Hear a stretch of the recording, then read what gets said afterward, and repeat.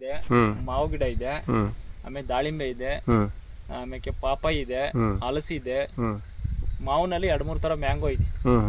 ಮಾವಲ್ಲಿ ಮತ್ತೆ ಸುತ್ತಲೂ ಏನೇನು ಗಿಡಗಳಿದೆ? ಚೆರಿ ಗಿಡ ಇದೆ, ಇನ್ನೊಂದು ಎಲ್ಚಿ ಗಿಡ ಇದೆ. ಸುತ್ತ ಸರ ಅಲ್ಲಿ ಹತ್ತಿ ಗಿಡ, ಎಬೇವಿನ ಗಿಡ, ಆಲ್ದ ಮರ, ಹೊಂಗೆ ಗಿಡ, ಸಿಲ್ವರ್ ಗಿಡ, ಎಬ್ಬೇವು ಅಂದ್ರೆ ಕೆಲವಾರು ಇದೆ. Okay okay. ಈಗ ಜೇನು ಪೆಟ್ಟಿಗೆ ಸರ್ ಅದಿಲ್ಲ.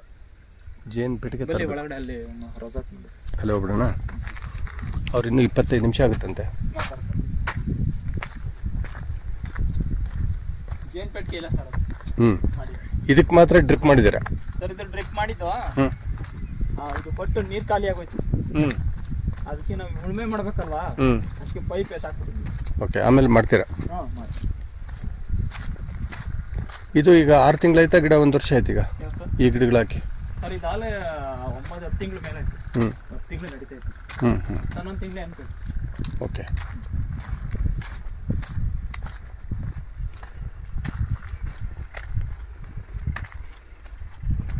ಇದು ಏನು ಬಳ್ಳಿ ಹಬ್ಬಿಸ್ಲಿಕ್ಕ ಈ ಕಂಬಗಳು? ಸರ್ ಇದು ದ್ರಾಕ್ಷಿ ಕಪ್ಪದು ಬರುತ್ತೆ ನೋಡಿ, ಅದು ಹಾಕೋಣ ಅಂತ ಮಾಡಿದ್ದೀವಿ. ಗಿಡನೇ ಸೆಂಟ್ರಲ್ಲಿ ದ್ರಾಕ್ಷಿ ಹಾಕೋ. ನೀವು ಅಗಸೆ ಗಿಡಗಳು ಹಾಕಿಲ್ಲಲ್ಲ?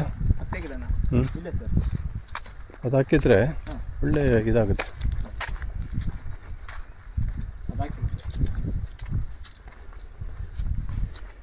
ಹಂಗಾರೆ ತರಕಾರಿ ಪೂರ್ತಿ ಎಲ್ಲ ಇಲ್ಲಿದೆ ಈಗ? ಸರ್ ಇಲ್ಲಿ ಬೆಳ್ಕೊಡ್ತೀವಿ, ತಗೊಂಡು ಹೋಗ್ತಾರೆ. ಟೊಮೊಟೊ, ಬೀನ್ಸು, ಬೆಂಡೆಕಾಯಿ, ಬದನೆಕಾಯಿ ಅಂತ ಕೆಲವರು ಮಾಡ್ಕೊಡ್ತೀವಿ. ಮೂಲಂಗಿ ಅಂತ ಇದು ಈಗ 2-3 ತಿಂಗಳಾಗಿದೆ. 2-3 ತಿಂಗಳು? 2-3 ತಿಂಗಳಲ್ಲಿ 3 ತಿಂಗಳು ಬೆಳೆ ಬರೋದಿಲ್ಲ. 2-3 ತಿಂಗಳು ನಡೀತದೆ. ಈಗಿನ ಬೆಳೆ 15-20 ದಿವಸ ಕಳೆದ ಇದೆಲ್ಲ ಹಣ್ಣಿ ಬರ್ತೀವಿ, ಬಂದ್ಬಿಡುತ್ತಲ್ಲ?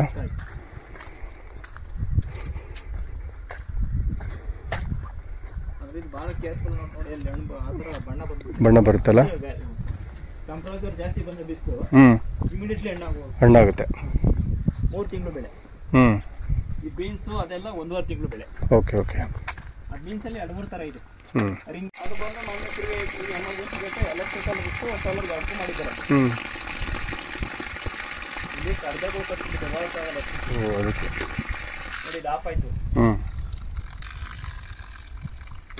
ಇದು ಸೋಲಾರು.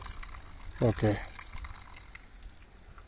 ಕೆಳಗಿಂದ ನೀರು ಎತ್ತಬೇಕಲ್ಲ, 1 ನಿಮಿಷ ಲೇಟ್ ಆಗುತ್ತೆ. ಸೋಲಾರಲ್ಲಿ ವೆದರ್ ಕಮ್ಮಿ ಆಗಿರೋದು ಅಲ್ಲ ನೋಡ್ರಿ, ಕೆಳಗಿಂದ ನೀರು ಎತ್ತಬೇಕಲ್ಲ. ಟೆಂಪರೇಚರ್ ಇಲ್ಲ ಇದು. ಹೌದಾ? ನೋಡ್ರಿ 1 ನಿಮಿಷ ಇಲ್ಲಿ. ಸರ್ ಯಾಕೆಂದ್ರೆ ಬಿಸಿಲಿಲ್ಲ ನೋಡಿ. ಅಲ್ಲ ಇಷ್ಟು ಇದ್ರೂ ಬರ್ಬೇಕದು, ಸೆಕೆ ಇದೆ. ನೋಡೋಣ ಬರುತ್ತೆ, ಬಟ್ ಲೈಟ್ ಕಮ್ಮಿ ಕೆಪಾಸಿಟಿ. ಬಿಸಿಲಿದೆ ಅಂದ್ರೆ ಸರಿಯಾಗಿ ಬಿಸಿಲು ಹೊಡೆದ್ರೆ ಕರೆಂಟ್ ಗಿಡನ ಜಾಸ್ತಿ ಹೊಡಿತದೆ. ಕರೆಂಟ್ ಗಿಂಟನೂ ಬರುತ್ತೆ.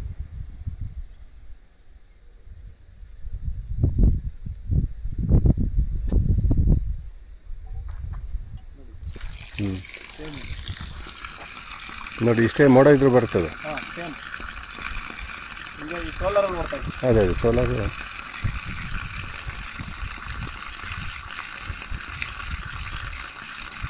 ನೋಡಿ, ಇಲ್ಲಿ ಗೊತ್ತಾಗ್ತದೆ ಏನು ಪಾಯಿಂಟ್ ನೀರು ಬೀಳ್ತಾ ಇದೆ, ಅದೇ ಪಾಯಿಂಟ್ ಬೀಳ್ತಾ ಇದೆ. ಕರೆಕ್ಟ್. ಈಗ 1 ದಿವಸಕ್ಕೆ ಎಷ್ಟು ಎಲ್ಲಿಗೆ ಹೋಗುತ್ತೆ ನೀರಿದು? ಸರ್ ಇದು ಸಂಪುಟ ಲೋಡ್ ಮಾಡ್ಕೊಂತೀವಿ, ತೋರಿಸಿದ್ನಲ್ಲ. ಎಮರ್ಜೆನ್ಸಿ ಬೇಕಂದ್ರೆ ಇಲ್ಲಿಂದಲೇ ಕನೆಕ್ಟ್ ಮಾಡ್ಕೊಂಡು ಗಿಡಗಳು ಡಂಪ್ ಇಲ್ಲಿಂದಲೇ ಬಿಡ್ತೀರಾ? ಬಟ್ ಪ್ರೆಷರ್ ಇರಲ್ಲ.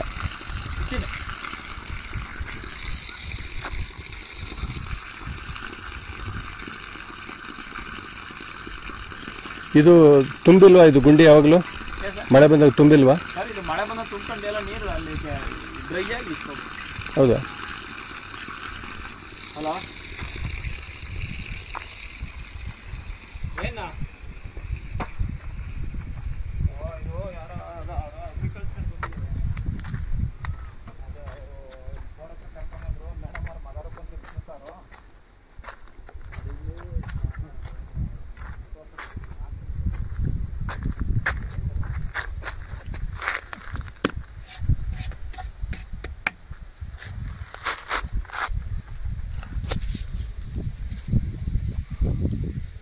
ಲೋಡ್ ಆದ್ಮೇಲೆ ಆಚೆ ನೀರು ಬರೋದು.